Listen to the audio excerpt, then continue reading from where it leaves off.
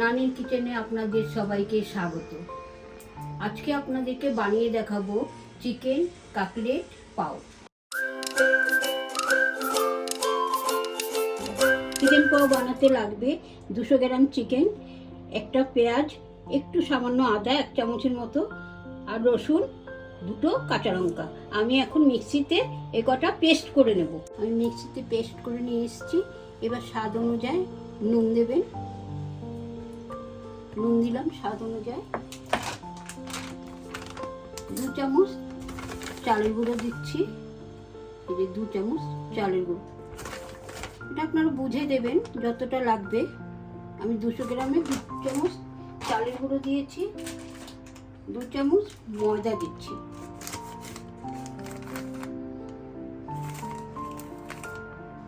এবার এটাকে মেখে বেজে নেব। এবার আমি মেখে নিচ্ছি, এটাকে এইভাবে মেখে নেব।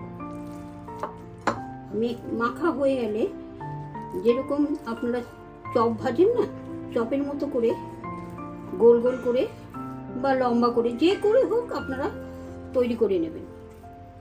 এই যে আমি মাখা হয়ে গেছে, মেখে নিয়েছি।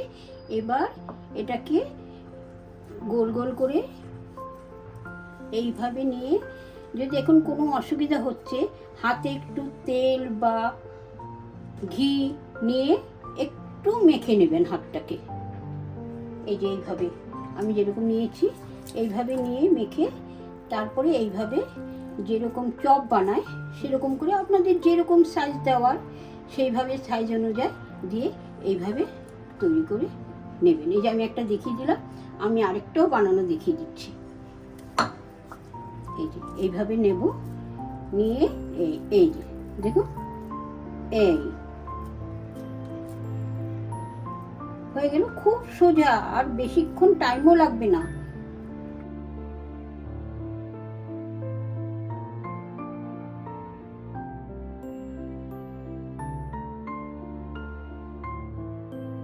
এই যে আমার সব তৈরি হয়ে গেছে।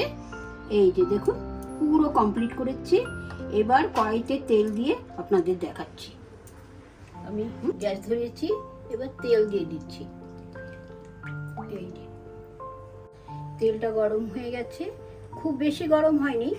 আমি আস্তে আস্তে ছেড়ে দিচ্ছি। যে বড়াগুলো ভেজে বানিয়ে রেখেছি সেগুলোকে ছেড়ে দিয়েছি ভাজার জন্য। এই যে আস্তে আস্তে দেখুন।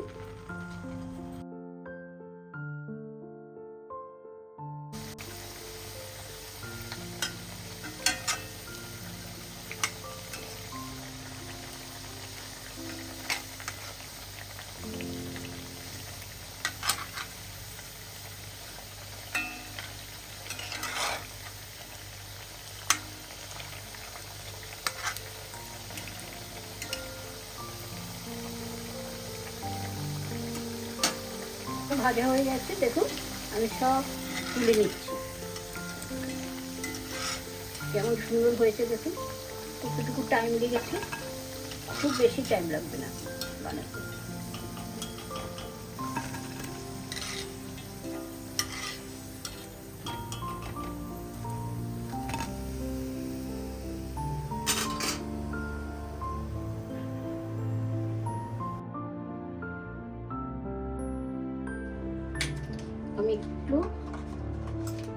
আমি একটু এই যে আমুলের বাটার, এই যে আমুল বাটারটা আমি একটু এর মধ্যে পাউরুটির মধ্যে একটু মেখে নিচ্ছি, দিয়ে এইবার একটু শ্যাডো করে নিচ্ছি এটাকে।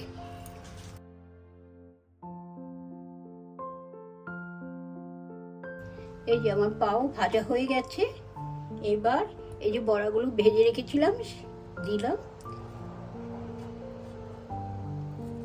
এই আমার হয়ে গেছে তৈরি চিকেন পাও।